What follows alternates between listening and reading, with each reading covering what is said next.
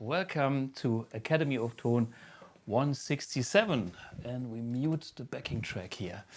Okay, tonight we have a very special episode on UK artists. The other day I came across some of our artists and I thought, man, we have a lot of UK artists. Of course, we have a lot of German artists as well, but just having the contact to one of those guys and some more brought me to the idea, let's dive into what's going on in the UK and Bluguitar. Actually, it's a special relationship, I believe. And it came across since when I started Bluguitar in 2015. I thought the first country after Germany should be an international country, an English-speaking country. And, well, the idea was, what is closer, the US or the UK? Well, the UK. So what I have done is I started to do a lot of activities in the UK. And before we dive into what happened there, I want to talk about some people. And we have Paul Rose here, who is actually from the UK, as a live guest in whatever, 10 minutes, and we will do the rest of this episode together. So Paul Rose is a killer guitar player. Stay tuned for that one. But before we go into the UK stories, I have to mention a few other things. Well, last Saturday, I think it was, we had a birthday boy, which is, well, not a boy anymore, Mr. Joe Satriani. And I had the pleasure to meet him once together with Mike Keneally, who also is working with Steve Vai. And yeah, here you can see Mr. Satriani after checking out my AMP1. And I'm very thankful because he was recommending the AMP1 to some American guitar stores. Personally, he told them that they should check out this Bluguitar AMP1. So belated happy birthday to Mr. Joe Satriani, and thanks for being a helping hand. And today, if I'm not confused, is the birthday of the guy who played one of the most iconic riffs, which goes like this.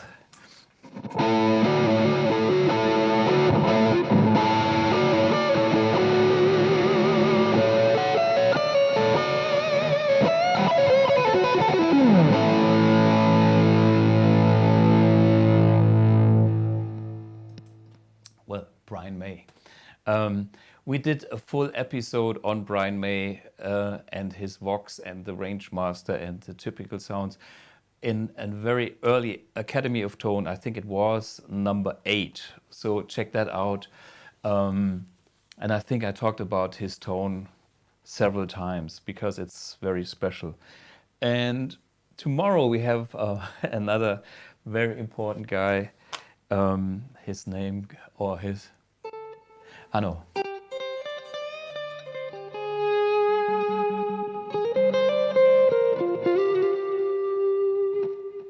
Carlos Santana, but him tomorrow. Anyway, so talking about me, the UK, the artists in the UK, and what happened over the last years is quite remarkable just to look back on what happened. In this episode, I'm only talking about UK artists. We will probably have another episode on German artists for those guys who don't know the Germans. And so it's the chance to get to know some of the AMP1 players. And it's interesting to see what different kind of musics they are doing. And yeah, maybe you hear some names that you have never heard before and like to check them out, or maybe you hear some names and you think, oh, I didn't expect him to use an AMP1. So these are all users. Some of them, they might use other amps as well, but most of them are very, very happy with the AMP1s and touring constantly with AMP1s.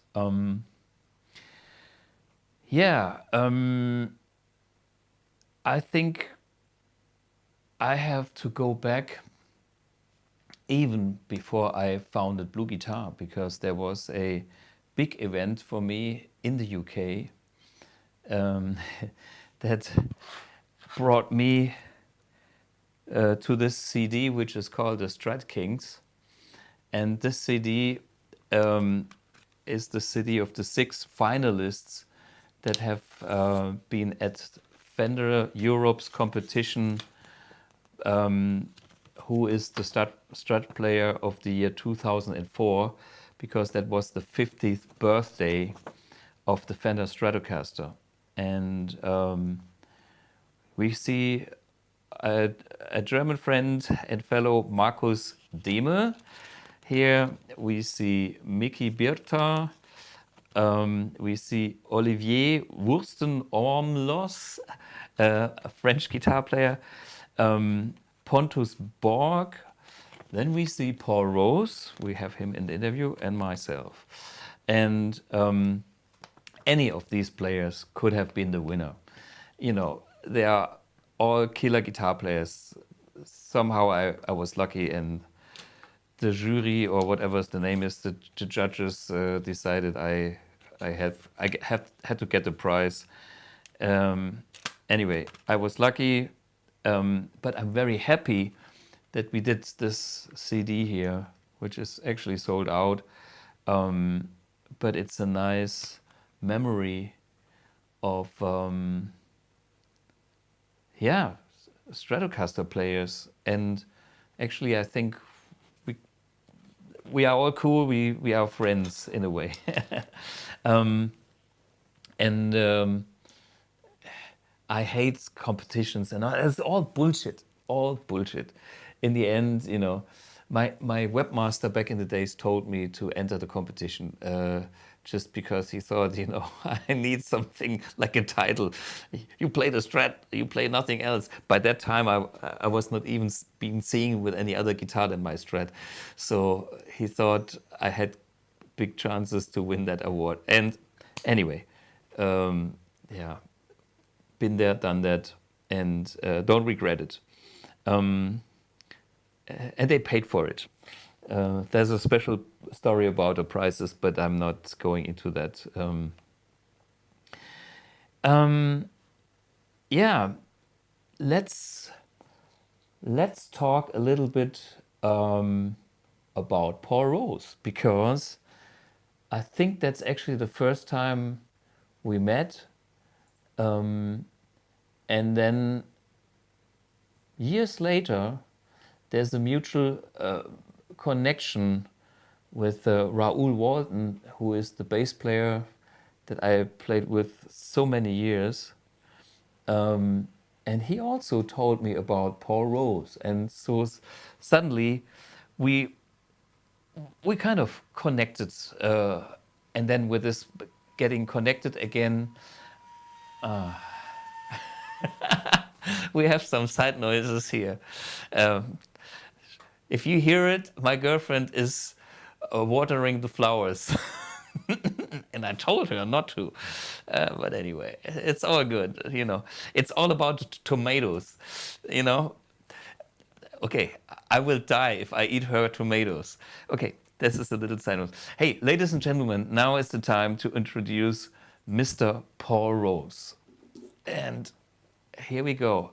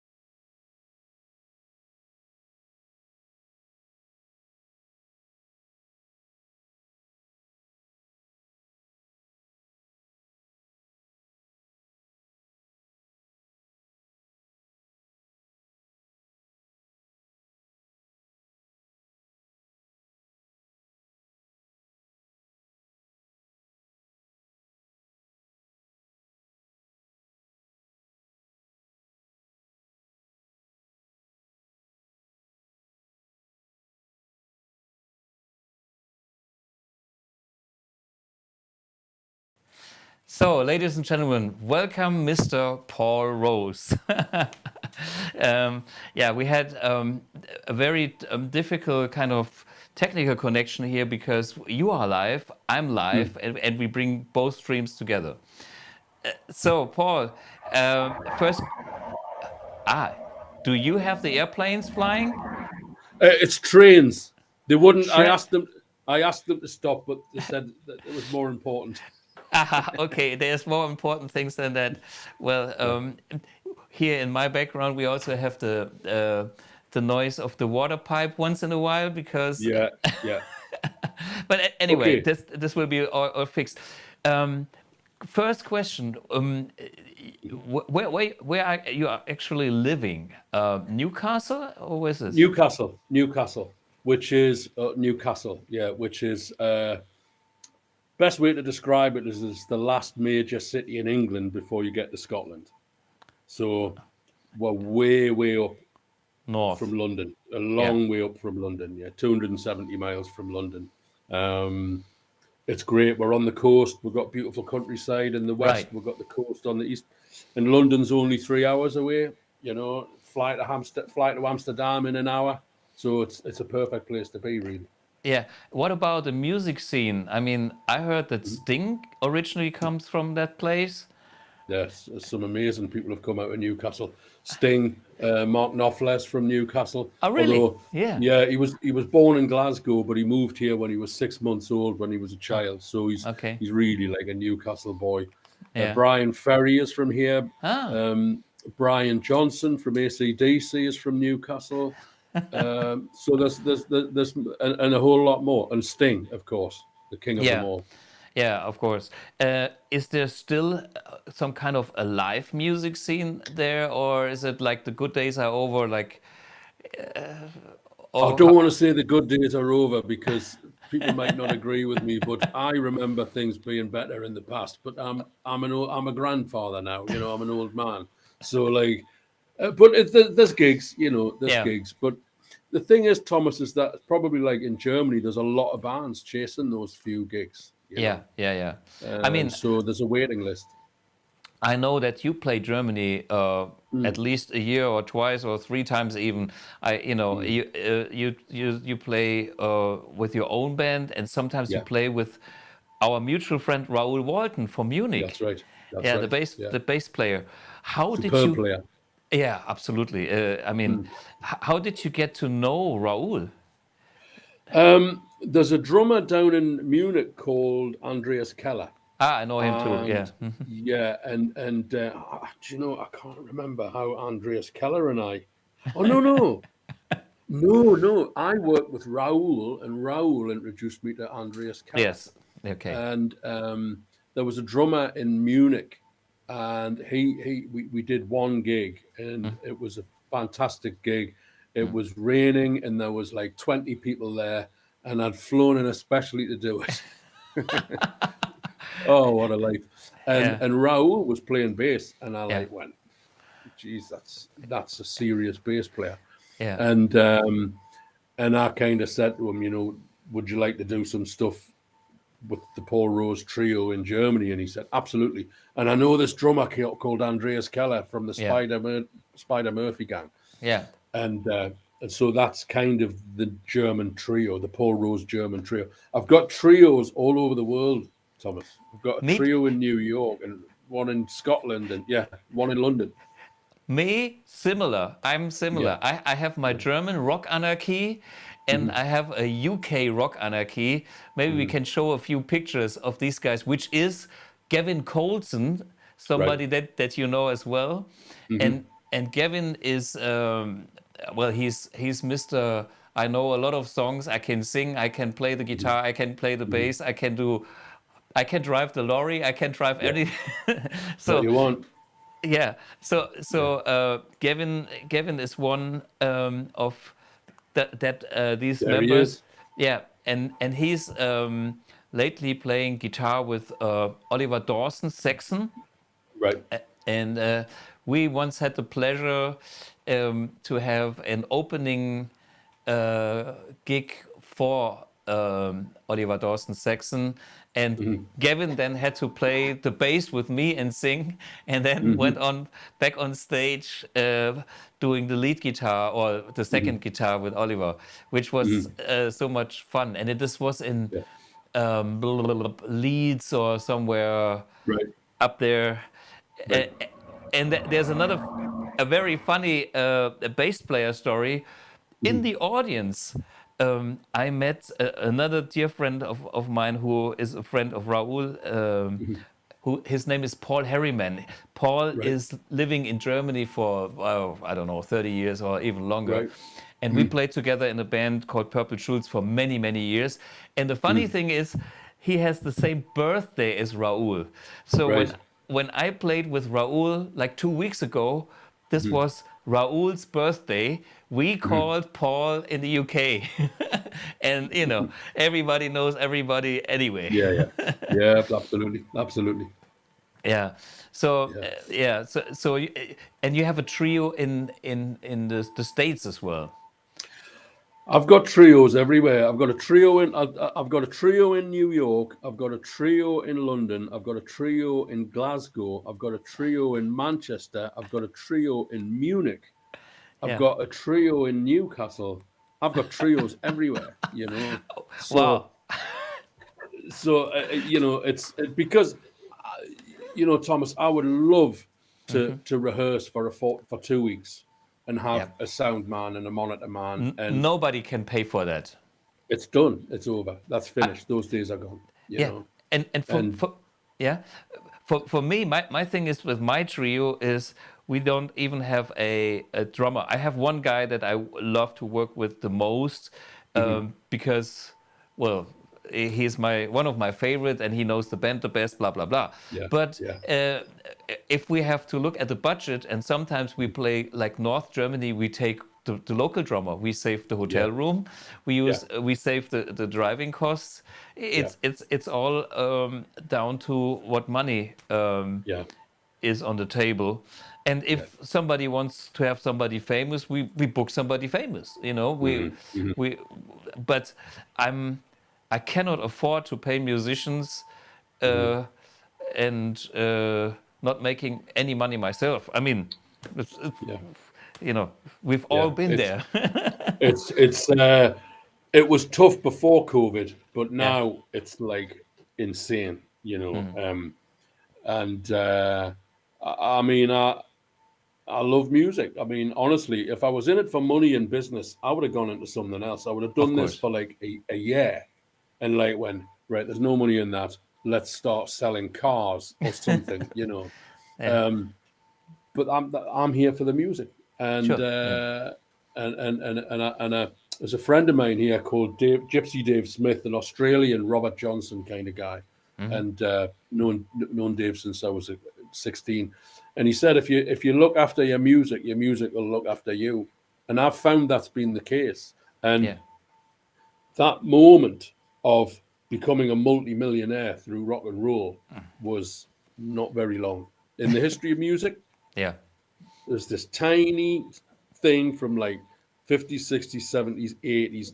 There's still a few, Yeah. but there's not many people going to be buying a castle out of playing the guitar Yeah. in the future, I don't think, No, which is a shame. it's a shame. It's a shame because when you think about the work you put, Yeah. if you compare this kind of work to other work, it's how much time do you spend to prepare for your show that you are on stage for 2 hours, maybe, Yeah. and the Or traveling. setting up the live stream. I mean, if I stream on a Sunday night at 7 o'clock, I'm in here from like midday. Yeah. you Yeah. know. Let's talk about your live streams, because I mean it's fantastic. So when I called you like 2 days ago, or when was it? It was Monday. I think it was Monday, and Yeah. and I said, oh, last minute change. Are you available? And I said, hey. You told me, hey, my stream setup is perfect. I invested in it, Yes. and I've seen a few of your live streams, which are killer. I mean, first of all, you are a killer guitar player. I love to watch what you're doing, and I have to admit, even when we have both been on this kind of Stratkings things, I had a good day. But today I would rate you to be the better player. Well, I appreciate you saying that. I appreciate that. Thank you very much. How much do I owe you? You've said that a few times now, so I must owe you about 5,000 euros or something. I must No, keep saying that. no. You owe me nothing. No, Yeah. it's what you are. You are the true and honest musician, guitar player, and every day you kind of pay on that kind of thing. I can feel that. So my life, I have been I have been a 50-50 guy all my life, but lately I'm very busy with my company doing Yeah. Bluguitar amps, and my Yeah. passion is also here, and this is why I still enjoy playing the guitar. I mean, I'm looking forward for my gig on the weekend and next weekend, and so every week I have at least one gig, and I don't have the time to do more, but it's a Yeah. therapy. It's a Yes. therapy, No you know. doubt about it. Yeah. And Yeah. I enjoy it. I do it for my pleasure and to make other people happy. That's all I have to say. But the thing about your style is, first you have all these melodic ideas, and I think there's there's so much different ingredients in what you're doing. Is there anything? How would you describe it? I don't know, but it's like Well, I hear so if I much. if I if I go back, like my first memories of music were like TV themes, like films and television and the radio. Remember the radio? We used to listen to the radio, and yes, absolutely.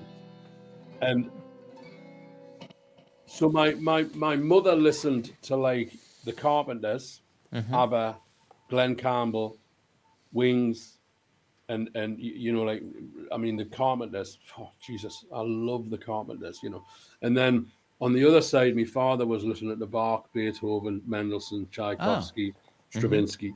So I was kind of sandwiched between these two incredible forms of music. yeah, yeah, And I think Richard Carpenter is some kind of genius. And and and then there's me in the middle, kind of listen to 70s rock, and so I just sort of like absorbing all music, and I had this kind of revelation that the six strings and however many frets we have, Eddie Van Halen has the same yeah, as Chet Atkins, and yeah, Chet Atkins has the same as Alan Holdsworth, and Alan Holdsworth has the same as Frank Zappa, and so and Les Paul and Pat Metheny and Bill Frisell, they've all got the same six strings with the same 21 frets or whatever it is, and they're completely different. yeah, And that kind of fascinated me. And I'm 57 now. I find myself saying this a lot. I'll be 60 in 3 years' time, and the thing, it's like everything has been stripped away, everything has fallen away, and what remains is music.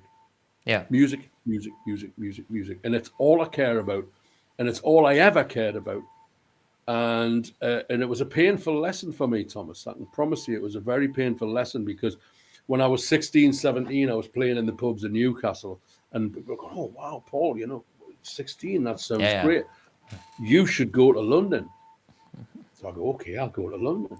I mean, never stopped to ask myself if I wanted to go to London, but I was advised, go to London because that's where the success is, and so began a journey.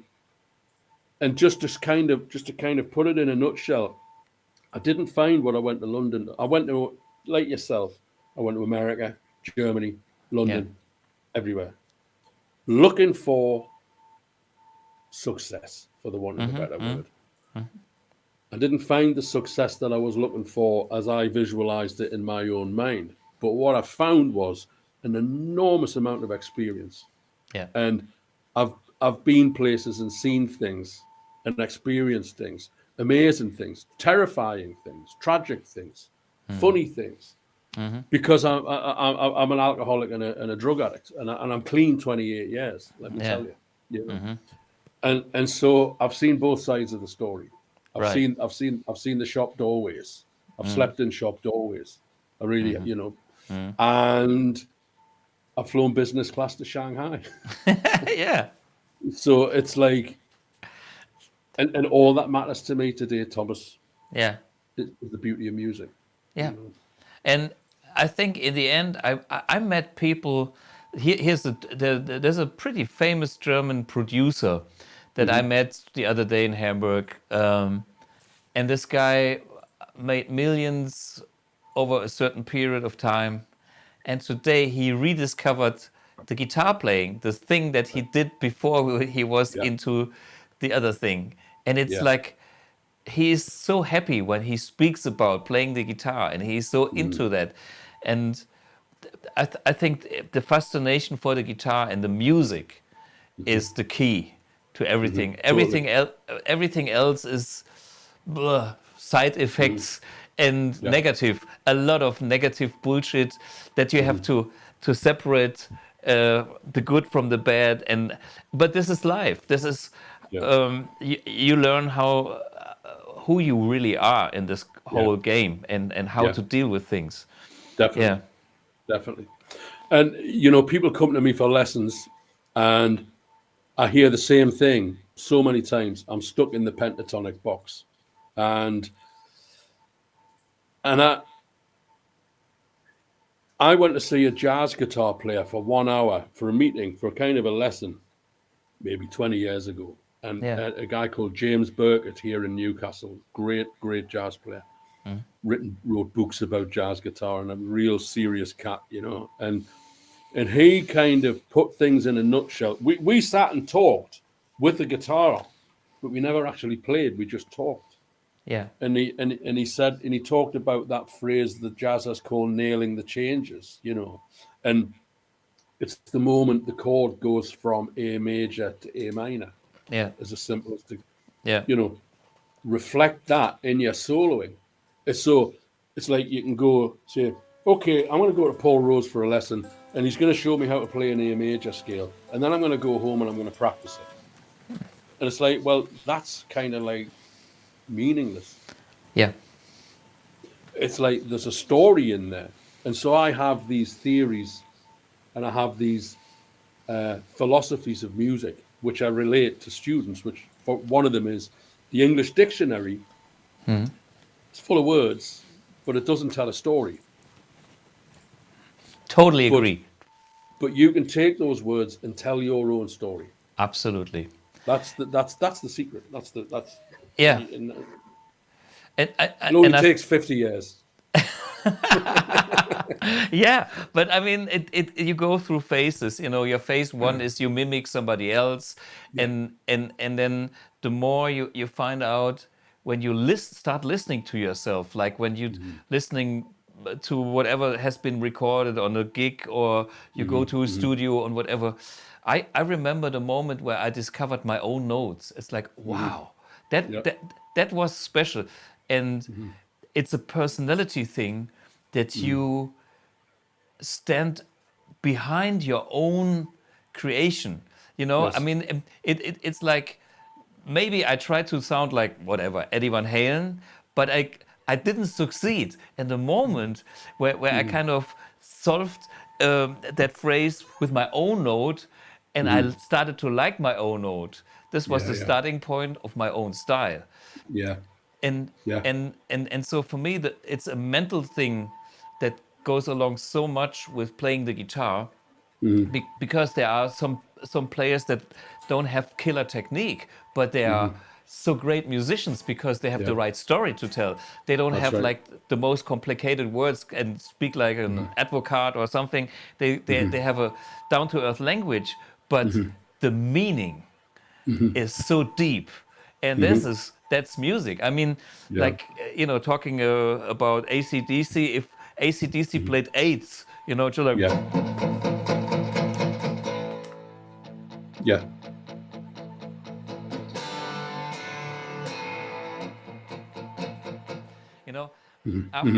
after 2, 3, 5 minutes of that kind of pumping eighths, the whole stadium goes wild. That's right. Because they mean it. They mean it. No, in a lesson. Yeah. Mark Knopfler's a great example of that. A guy who plays. You hear Mark Knopfler literally play one bar, and you know it's him instantly. Yeah. Yeah. Or Jeff Beck, or Bill Frisell, or Pat Metheny. I mean, Pat Metheny can play one note, and you know it's Pat Metheny. Yeah. or Hendrix can play one note and you can know. But I think the thing we're playing fast, and I invested an enormous years into trying to be the fastest kid in on the block. And other than Alan Holdsworth and Eddie Van Halen, I can't say. There's a few, and I don't want to be attacked. Please don't attack me. Yeah. But all I'll say is when a note's that short, how can you put any expression into a note that's that short? So if you listen to the third movement of Beethoven's Ninth Symphony, it's about 32 bars where a French horn plays one note for 32 bars, and everything around it changes, but that note stays true all the way through, and it's like, fuck, wow, that's like amazing. Magic, intense. Yeah. I know what you mean. Wow. So music, guitar playing. When you give lessons, just quick questions. When you give lessons, what is? I mean, there is always people want to have some phrases and exercise and show me what to do. How do you deal with a way that you don't become what is the word, like a machine that gives you all the phrases, more like what is your how you deal with this with let your me students? let me just take these headphones out. I'll put you on the loudspeaker. Okay. And I'll put these headphones on, and hopefully hopefully you will hear my guitar.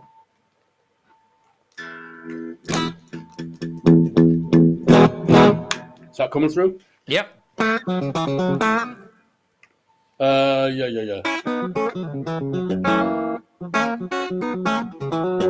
Does it need to come up, or is it okay? All good. Sounds good to me. Okay, so I say in lessons, people come and say, "Oh, I want to learn blues. I want to be more expressive, and I want to break out of the pentatonic box." So one of the first things I show anybody is this C sharp. Let's say we're playing a blues in A. Yeah. You've got the C sharp, then it becomes the D. So you reflect that in your playing, and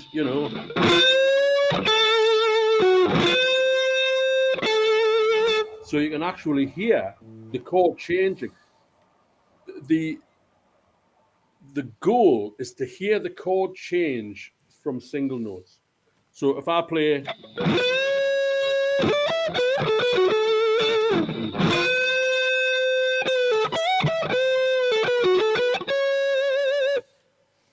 the next one is this F sharp, which is the third of D, or it's the sixth of A. Which one do you want it to be? Depends what the chord is. So I can play that as a sixth of A. When you go into the D,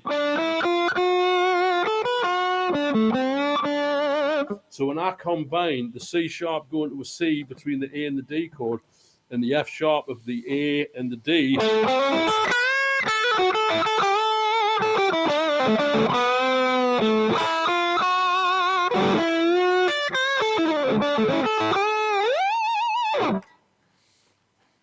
and it speaks. Absolutely, yeah. It speaks, or it should. That's the intention. And another thing, something that I found out a long time ago, is I believed that this G sharp in an A, it's a wrong note, right? But you play an E chord, it's there an it E is. chord. Yeah. So then you're marking these points along through the chords. So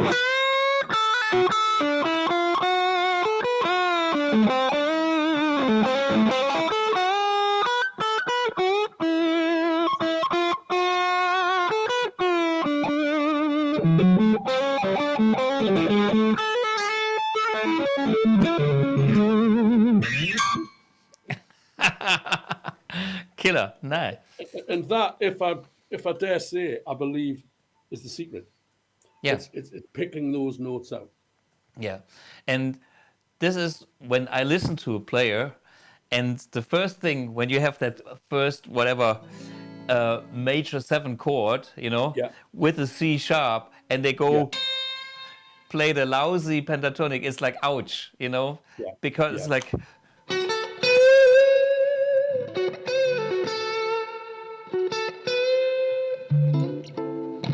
Yeah.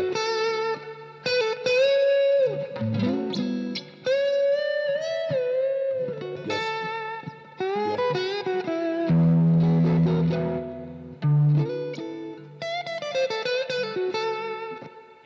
Yeah.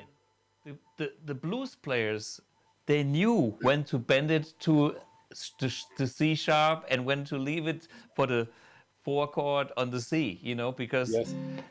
they had ears. And Yes. that's, I think, listening is so important. Some Yeah. people don't listen enough to what they are doing. And I think listening and reflecting on what you hear makes you the better player. I think so. And Hendrix had that when it went into the D chord. He does it. He does it on the Stockholm show when he's playing the White SG.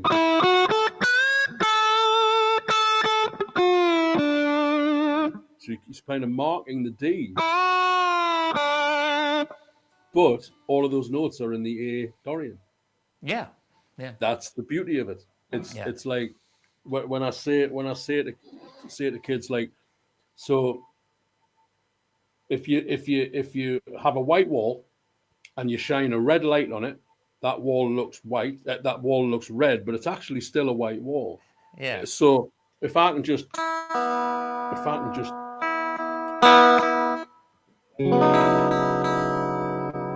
using that open E and then play this C chord around it, the E sounds like a completely different note.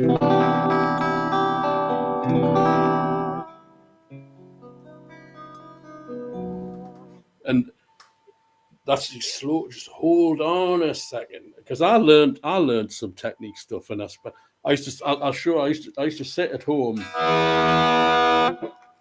I'm going to go to the top one, the modern, with the Modern boost. channel, okay. Right. Have fun. Let's Yeah. have a look. Right. So I'm using the modern. Yeah. Yeah. And I'm using the 412, 410. I'm using the 410. Okay. Yeah.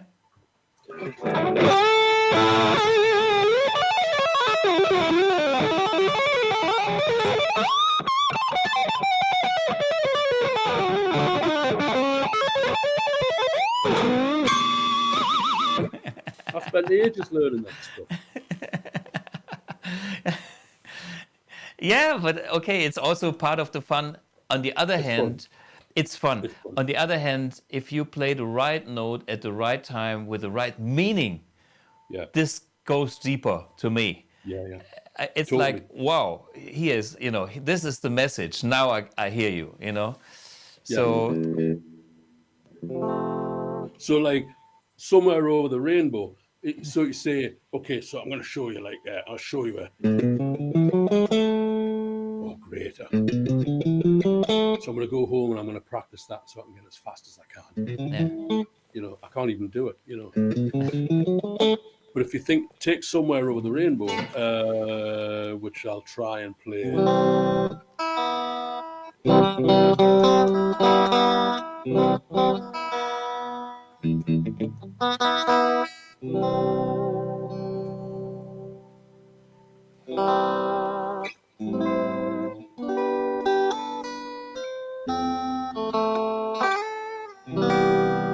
Bit rough, but so what? So here's F major, F minor. So if those great songwriters knew the difference, that simple Minor.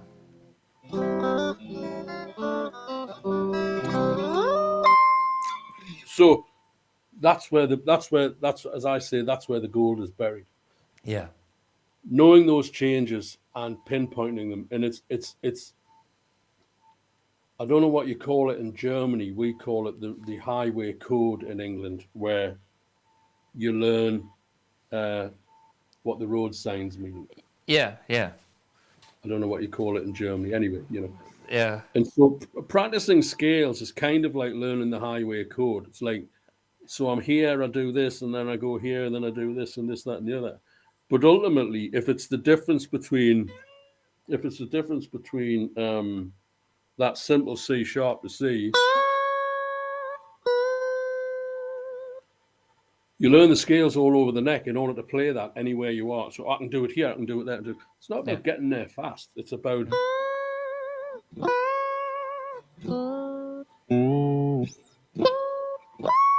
you know, Where does it sound? Which way? Yeah, it's a color. It's a color. yeah, Yeah, totally. So that's in a nutshell. There's one thing that another one of these. You have these revelations. You have these kind of things that you wake up to things. And one of the things that hit me was like every household name on the guitar, whether it's Angus Young or Martin Knopfler or Ted Nugent or Edward Van Halen, any guy, Jimmy Page, they either write songs or they're in a band with a guy who writes songs. And if they're not, they might not be a household name. Well, do you want to be a household name? I don't particularly want to be a household name, but but you know what I mean? It's like it's so this is the what I mean by that is I spent all this time practicing. I moved to London. I didn't know anybody. So all I would do was sit in the house practicing the guitar, waiting for my girlfriend to come back from yeah, work so I could go and get drunk. Right. And so I learned, blah, blah, blah, blah, and then it's like, so what are you going to do with this? And I would say like for the last 30 years, I've invested more time. It's like you've got to find a home for your guitar playing. That's what I mean. Like Angus Young's found a home for his guitar sure. playing in AC/DC. Yeah, He belongs in AC/DC better than anybody else. sure. And so I started to write music. I started to produce and I started to create music and I started to sing. And I started to, after I cleaned up, after I got sober, I started to write songs about experience. And the guitar then became a part of that rather Right. than the whole. Yeah. And then you suddenly realize that's what Martin Knopfler and all of these guys have been doing all along, Yeah. you know? Yeah. And I think there's a big difference between the people that compose, that write, because you have to think about what you're doing in a way that it's not just a circus thing. It has to have a meaning. Yeah. Otherwise, it's getting pretty useless very fast. And the decisions you have to take when you write a song is this like, is this getting boring? Where's the beef? What's your story? What do you Yeah. actually want to say here? Yeah. And when I record my own albums or my songs, it's like I I listen to the whole thing as like reading a story in a book. It starts somewhere and it has to take me there. It has to have a surprise moment. It has to go somewhere. If I just Yeah. repeat stuff with no meaning, just to show stuff, it's useless. I don't Yeah. I don't like it myself, so I don't do it. And certain songs take me forever to finish. Others just flow. But I have a feeling of what's good and what I like for Yeah. myself and Yeah. what I don't like about myself. I know we all are probably sometimes very critical about ourselves, saying, we've done this better and that. But in the end, it's important that you have a, a strong feeling about this is what I want, because that's the only way to evolve to get to the next level. Yeah. And all the positive applause is nice, but it's not the thing. The thing is yourself. And of course the audience gives you a feedback as well, but the whole thing in the end is you, and you are the Yes. driver. You Yeah. decide what you do, and when you kind of in your zone, and if you're authentic with the whole thing, that's where you start to shine, and people go, wow, Yeah. that's Yeah. Paul Rose, and that's Mark Knopfler, and that's Eddie, and that's Mhm. and this is why we are different, and Yeah. because we have that, we probably learn the same words from our heroes being similar age and stuff, but on the Mhm. other hand, is like we still have our own stories. Yes. Yes. Totally. And that thing about picking out the notes and knowing when it's going to come and being prepared for it. I think that's why it's like repeating myself a little bit, but that's why you practice so that you can be prepared. That that these chord changes are coming. And I've made 18 solo albums now. You know, Wow. Yeah. and yeah, I pressed 12. The rest are all available on the internet, and I've written all of the music and produced it, and I've had all kinds of people playing on it, and there's nothing more satisfying than hitting the right note at the right time, and I think it's like paying $100 for a steak and eating it in one. Just take your time.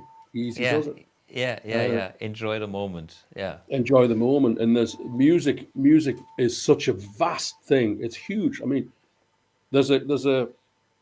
I'm sure people won't take the time to do this, but there's a concert on YouTube of the Carpenters playing in London, and it's breathtaking. It's breathtaking for me. It's just breathtaking, And there's a solo. What's the song? And there's a bit where the guitar plays a guitar solo which is from the album, and Karen Carpenter sings the harmony on the top of the guitar, Wow. Yeah. Oh, and so good. it's beautiful and it's pitch perfect, but Yeah. it's not pitch perfect in a technical thing. It's a musical. It's expressively. Oh, Yeah. I mean, where would we be without music? Yeah. I shudder to think where I would be. I really Yeah. do. Yeah. So just to sum this a little bit up with your live stream. So your live streams usually are Sundays, or what Sunday when at 7 or 8 Uhr in Deutschland. 8 Uhr in Deutschland, okay, Yeah. 8 p.m. German time, and Yes. 7 p.m. the UK time, I Mm-hmm. guess. And they find it where? I mean, on YouTube. At the moment, if you go to paulrose.co.uk, I have because of the lockdown, I had to really, really cancel certain subscriptions. And one of the subscriptions that I cancelled was the web domain. So, do you know what I mean? Because it was £150 Yeah. going out of my bank. None of us had Yeah. gigs. Yeah. So there's a new website about to be built. But if you go to paulrose.co.uk, there's a holding page there, and that'll take you to Facebook and YouTube, and they appear there. But if Yeah. you go onto YouTube and put Paul Rose Guitar, you'll find me. Yeah. And so Sunday 8 for the Germans, they Yeah. find you there. Yeah, because I watched some of yours, and they are always so great because your playing is so good, and it's a nice thing to do on a Sunday evening. Yeah. And yes. And I have to say, if I may, the amount of people who've presented themselves to me who I've never met in cities that I've never been to before, and thanked me for the streams that I did every Sunday through lockdown. People have tuned into them, and they were getting out of them what I was putting into them. It's like through lockdown, I had that anchor every Sunday. Yeah, sure. Yeah. I'm going to do a stream. I'm going to set up and I'm going to do a stream. And it's a Sunday because, in that lockdown, Thomas, didn't know what bloody day it was after a while. Yeah. You know? The structure got lost. I was actually the same because I couldn't do any trade shows, any clinics. I couldn't Yep. go anywhere because places have, and this is where I started my live streams as well. And now we have people watching. Hello, people. Yes. Good evening. and yeah, from the US, from the UK, from Yes. Japan, and from all the places. And that's so great because now, when last time I've been to the States, people come and say, I watch your thing. And they even remember little things when I talk local bullshit here right. for my Saarbrücken home story. Yes. And they love it, you know. Yes. And that's the positive side about the digital age and being able to use that modern technology in that Yeah. positive way. I have a track. I'll play for 4 minutes. You Yeah, mind if I play? please. Of course. Okay. I've got a track here from the live stream. Just a second. Yeah. I've got this thing going on with the headphones. This is the thing. Wiggled.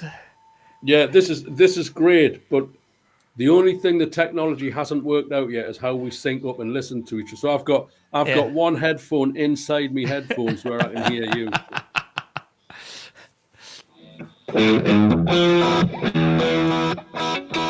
Okay, I'm going to play a song that I wrote called What Blues, Not Blues. And the reason it's called What Blues, Not Blues is that when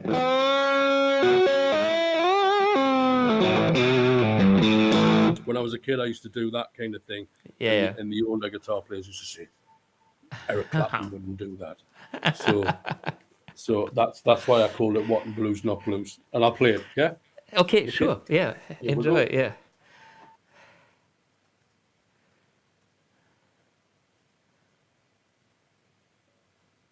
Wait a minute, we have no signal.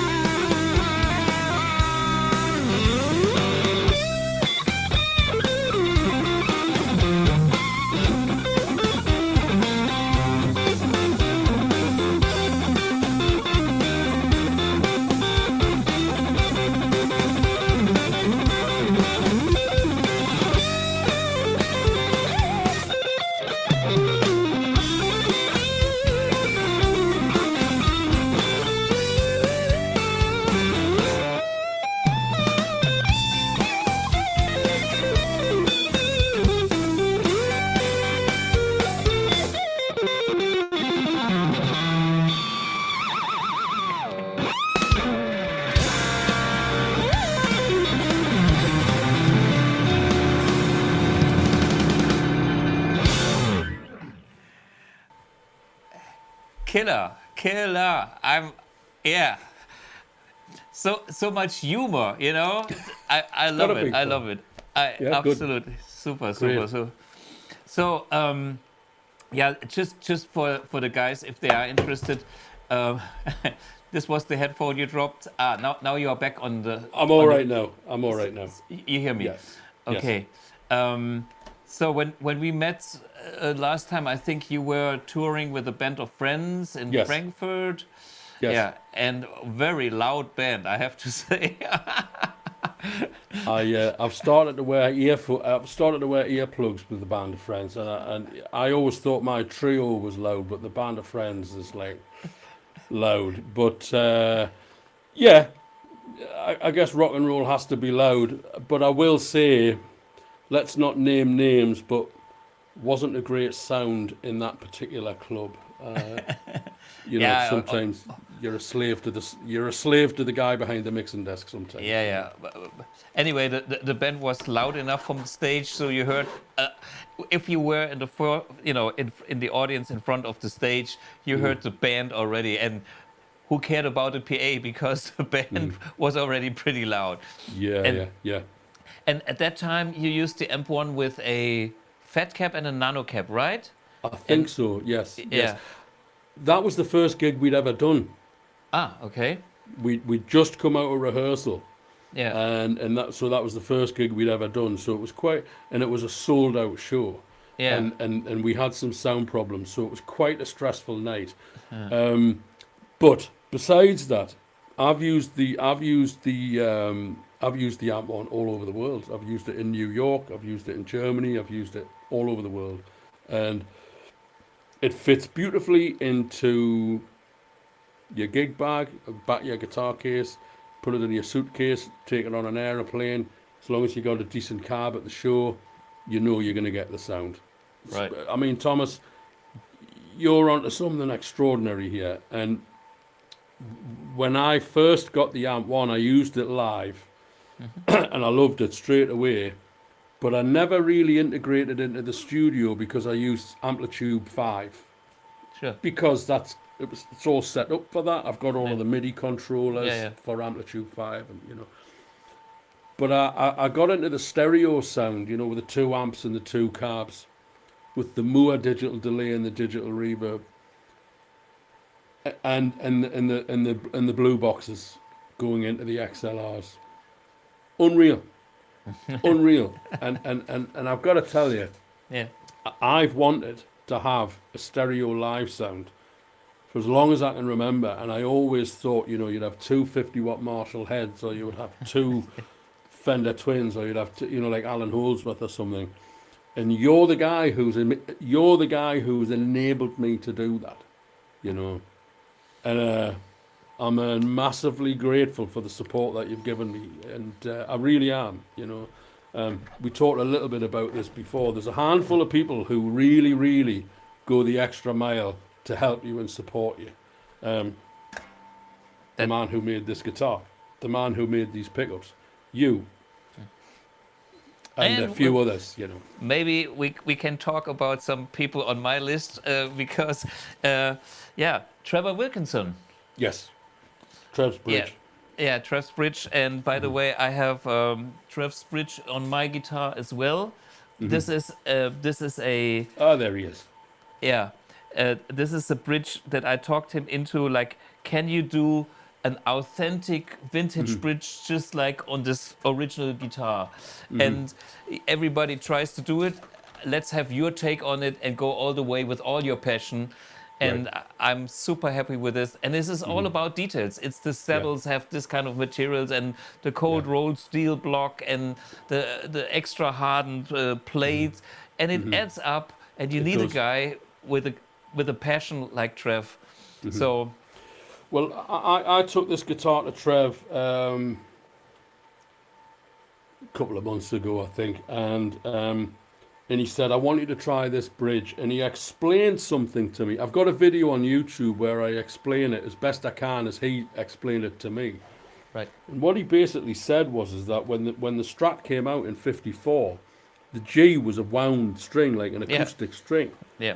So this saddle was way forward. So the G was at a nice angle like that. He says, and then it went to a smooth unwound, and this saddle suddenly went all the way back, Yeah. which meant that the G was suddenly like that. So he said, I drilled the hole further back, so the G is now back at an angle rather than, and it stays in tune. And I swear, Trev, if you're watching, he backed me up on this, because he handed me the guitar with this bridge in, and I went, it's better. S is better. Yeah. Immediately, just Yeah. straight away, you know, Yeah. because of all of those little details adding up. You know? Right. Yeah, I know. This is what inspires us. If we have an instrument that gives us more, and we connect better with the instrument. Yeah. Hey, this is what we are in for, and Yeah. what people like Trev is in for on hardware. I mean, he's Yeah. the hardware guy. I do my amps, and we all talk, but we have so many similarities. And with Trev, I love to have a chat, and because he explains stuff to me, I explain stuff to him, and we learn from each other. Also in the way of processing things and doing things and overdoing things and going back, and you know, it's a cool thing. Before, I have a few other people on my list, because I wanted to talk about some UK artists playing the amp.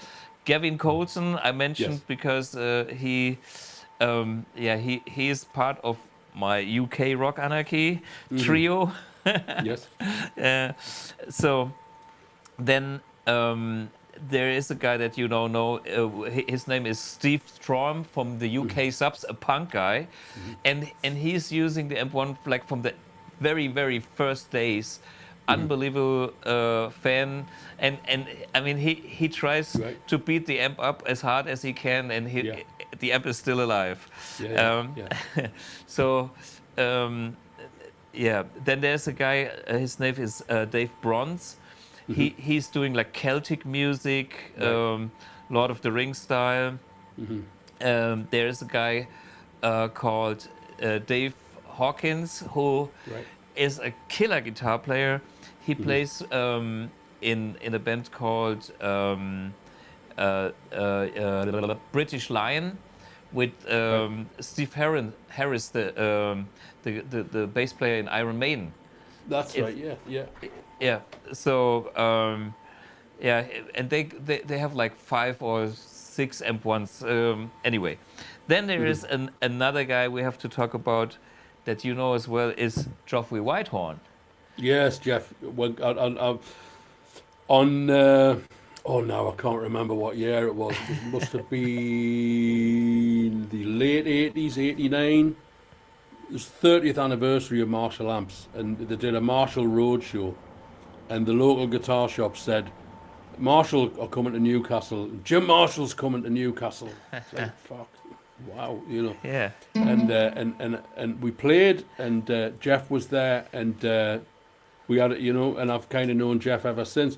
We haven't spent a huge amount of time in each other's company, but I've bumped into him at Frankfurt. I've bumped into him at Los Angeles. Yeah. And there was another Marshall show in London, and I got up and jammed with him there, you know. And he was very encouraging and supportive, and a superb guitar player. Yeah.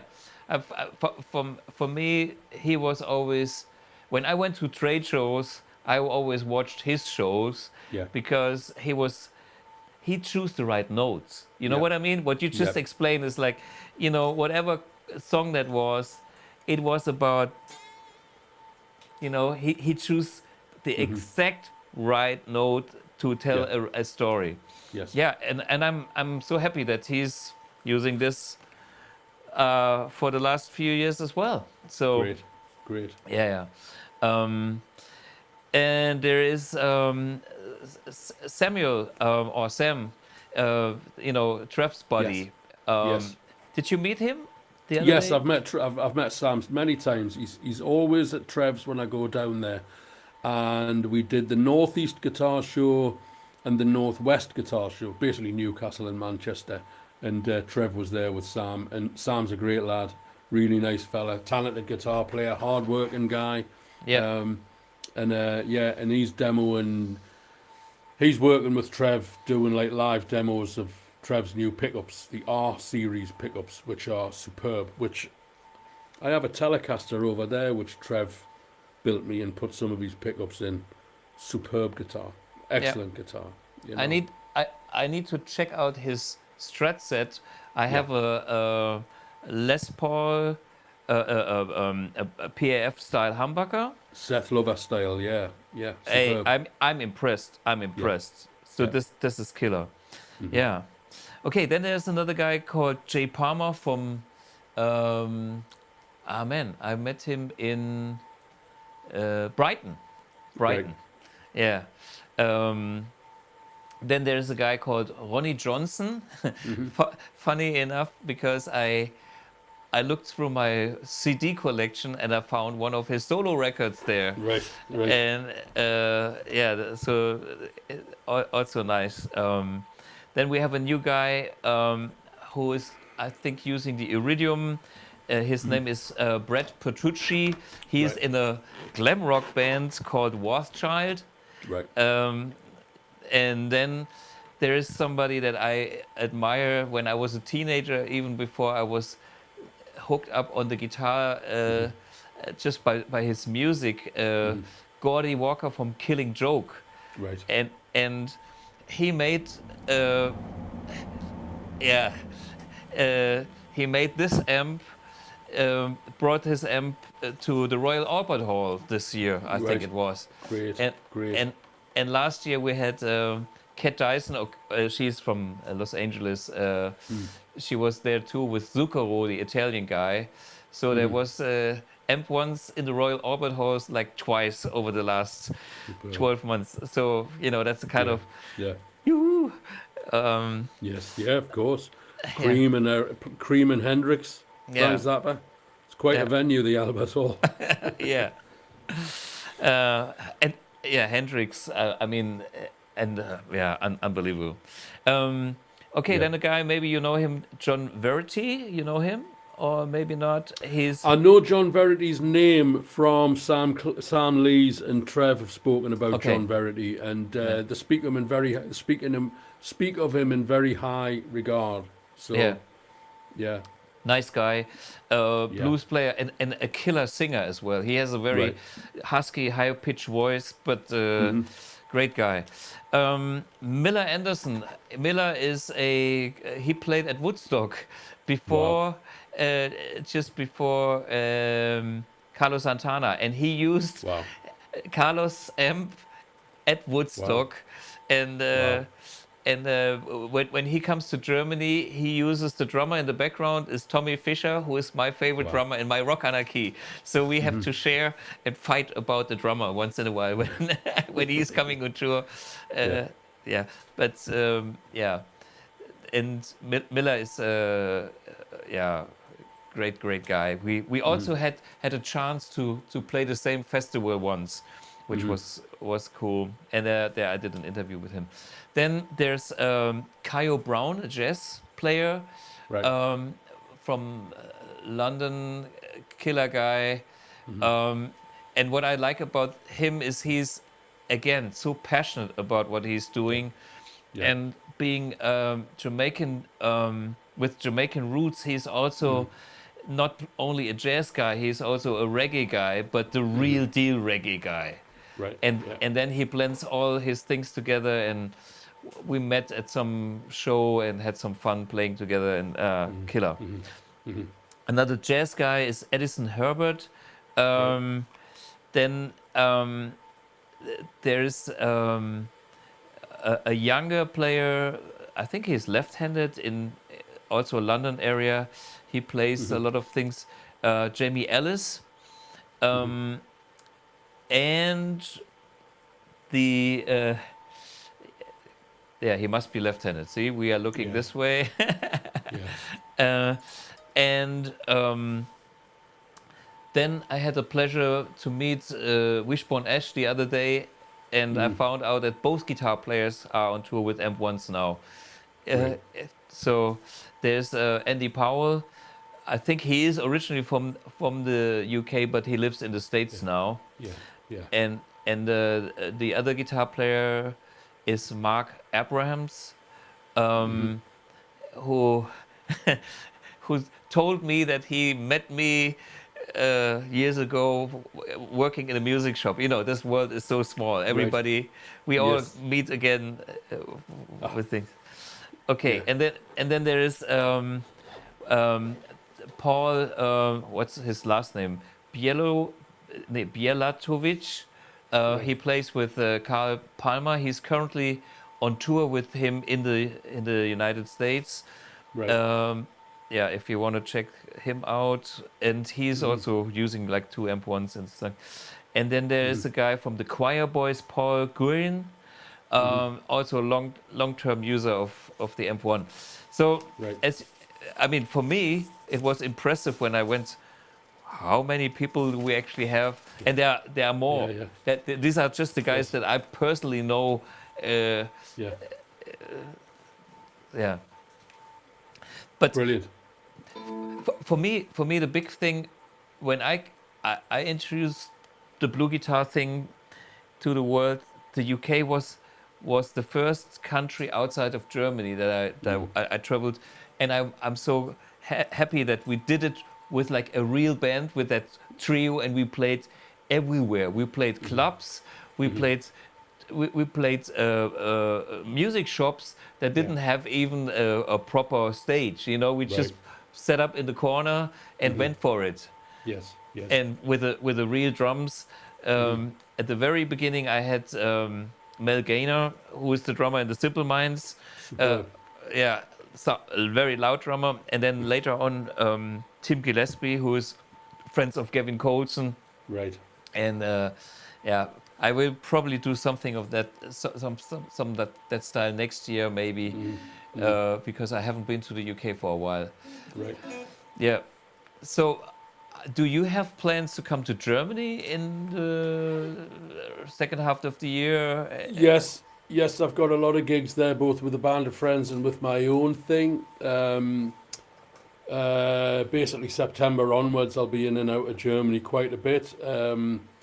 I've got strong connections in Bavaria, around Nuremberg and Munich, and yeah. So you know what it's like when you got a lot of projects going on. It's a balancing act to get, you know, this band wants to play, and then so the gig, there's no gig on that day, but the gig on this day, somebody else wants that. So I'm spinning a lot of plates, but it's just the way it is. But I've always loved playing in Germany. I've always had a great time, and I know that maybe it isn't as good as it used to be, but from a business point of view.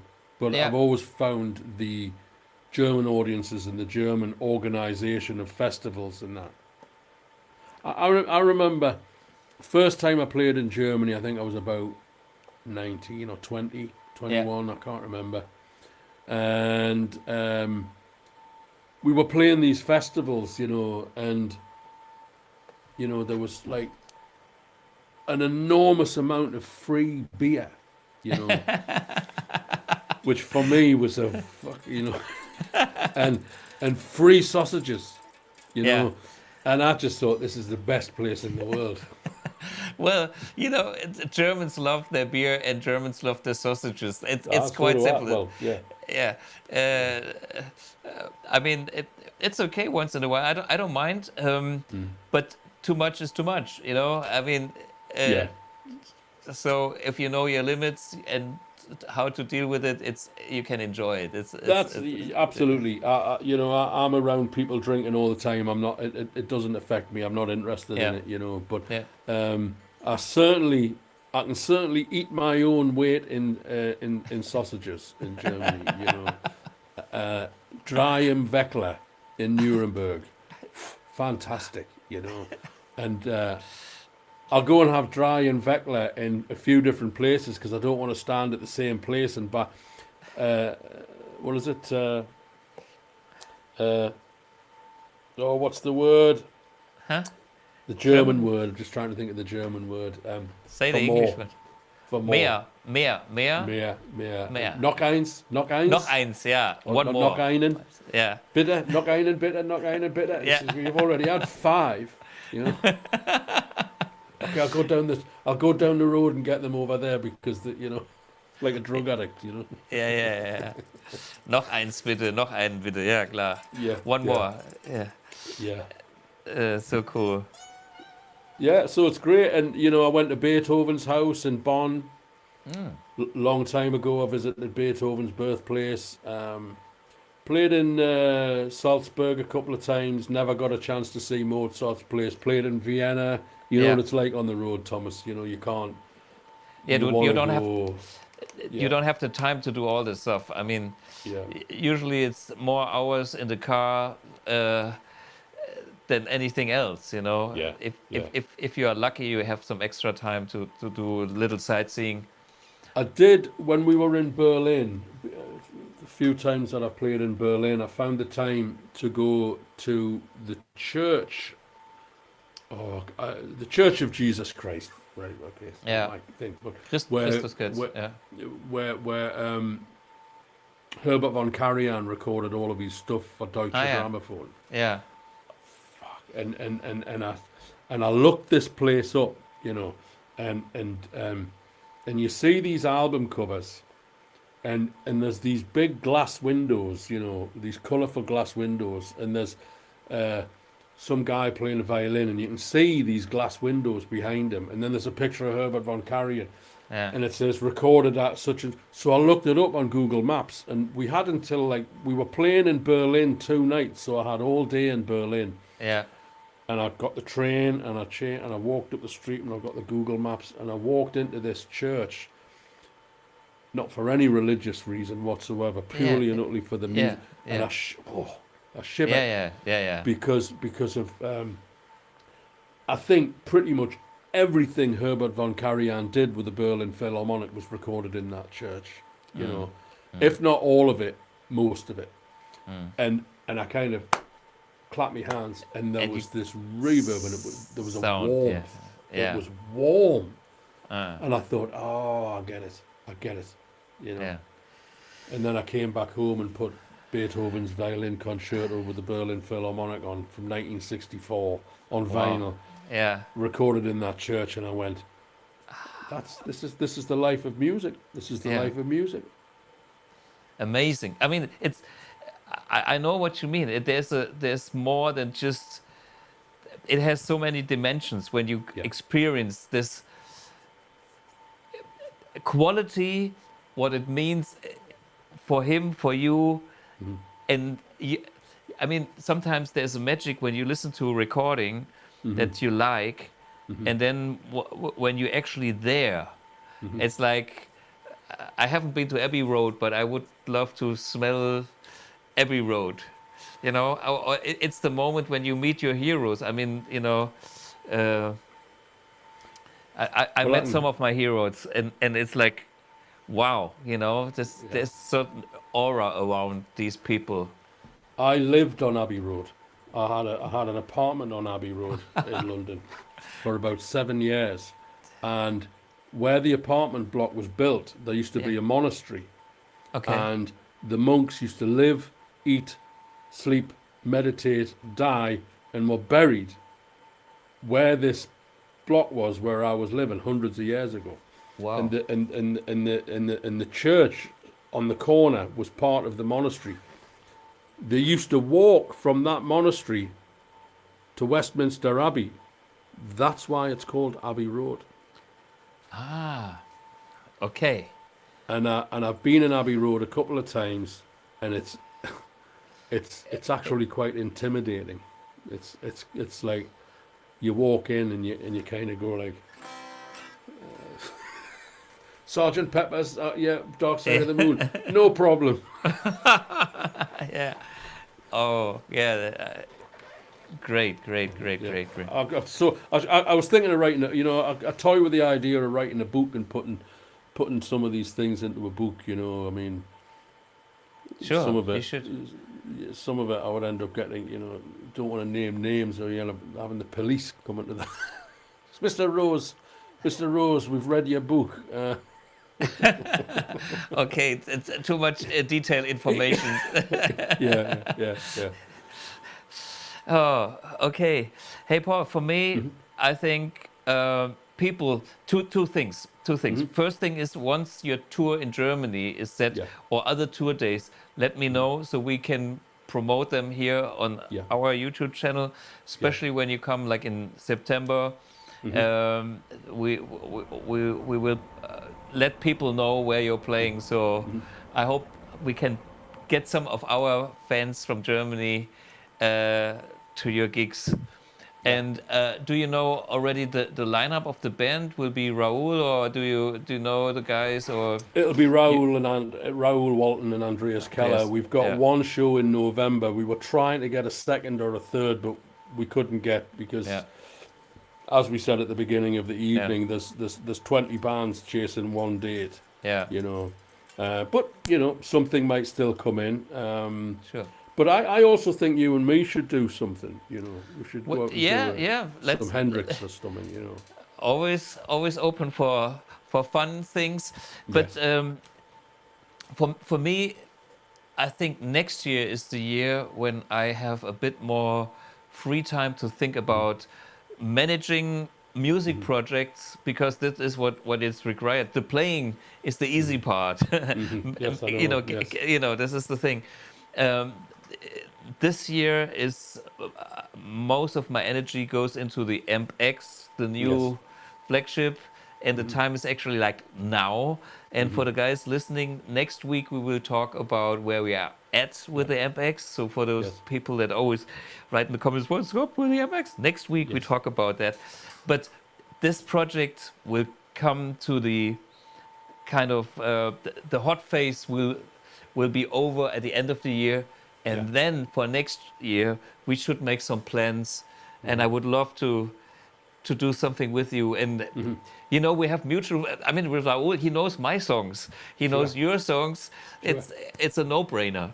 Just get a gig and go in there and do it. Yeah. We'll do something. I'm looking forward to that. And I'm very much looking forward to the AmpX as well. And I haven't left any comments saying, "Where's the AmpX, Thomas?" No. But what I've read about it, it looks fantastic. It really looks good, you know. The thing is, I know what I want. It's the same thing like with music. And then the deeper you look into details, the more you get lost, which is okay to a certain extent. And that's why it takes so long. And we are behind schedule as usual, but we're doing the right things. Like today, before I've done that, I was working with Julian, who will join next week, on my beloved Replex, which is that tape echo thing that I've done with Jusen Kettner. Wow. Wait a minute, my which is down there, here. And, you know, measuring the Miller charge effect on the tube, which is if you put a tube in, the highs will disappear for a certain amount because there is a capacity, and all these fucking little details are so important because if it's not at the right thing, it's not musical in a way.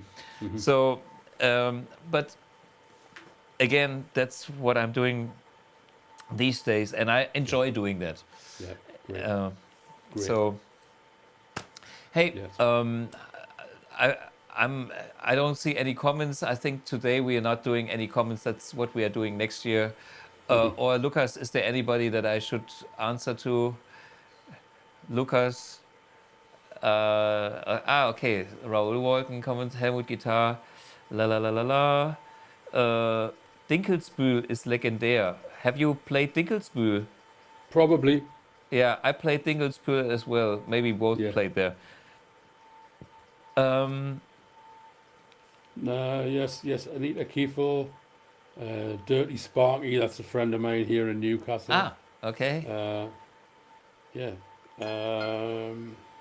Okay, all good. Hey, we don't go. Happy days. We don't go into the things. Yeah. Talking about happy days reminds me of that pedal show Daniel Steinhardt and Mick Taylor. So when that's on my wish list when I go to the UK again to visit them, and Stonehenge, which is close to their video studio. Hey guys, anyway, and Paul, thank you so much for joining in today. My pleasure. Yeah, I really love, you know, what you explained about the choice of notes. Without that, we talked about it before. I totally agree on 100%. If people know me, they would know that I would talk very, very much the same, because this is what is important, and all the rest is bullshit. You know, it's like, yeah. It's a pattern. It's like Van Morrison calls it poetry. You know, like there's a poetry in the music. Yeah. You know, and he called it the poetry of the blues, and I think I know what he means. It's this beautiful. It's a beautiful. Somebody asked me. I know we're coming to the end, Thomas. Somebody asked me the other day if I could give them some tips on how to be smooth and clean in your playing, and I said basically play for 5 hours every day for 50 years. You know. And I'm sorry, but that is the facts. I think that's the truth. You have to be with this thing all the time. All the time. Connected. You know? You have to, it becomes part of your body when you have it, you know, when you spend enough time with it, it's, there's no boundaries between you and the instrument. And this is why you have to spend so much time with it. And therefore I think it's so important to enjoy the time that you spend with the instrument in a way that you, there's one lesson that I always tell the people that ask me what to do. I'm kind of do everything in the groove, you know. It's like then timing. Timing is everything. Yes. And when I'm in the flow, you know, time just passes, and I can easily spend 3-4 hours with the guitar, losing, you know, and I'm just in that other world. I'm in the music world because I'm in the flow. Can I just one example of? Can you still hear the guitar? No, this. Yeah. Just so you can kind of go, you know, or you can go.